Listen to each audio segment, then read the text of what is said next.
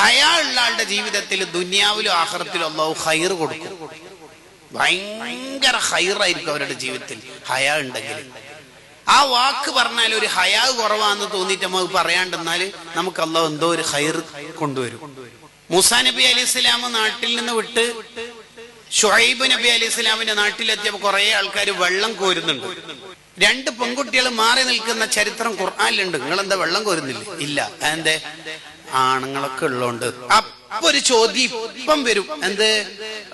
അങ്ങനെ വല്ല ആണുങ്ങളെ ഇടപെടാടൊന്നും പറ്റൂല എന്നുണ്ടെങ്കിൽ പുരക്കിയിരുന്നിട്ട് ആണുങ്ങളെ വെള്ളം കോരാൻ അയച്ചൂടെ? ആ ചോദ്യം വരുമെന്ന് ബുദ്ധിമതികളായ ആ മക്കൾക്കറിയാം.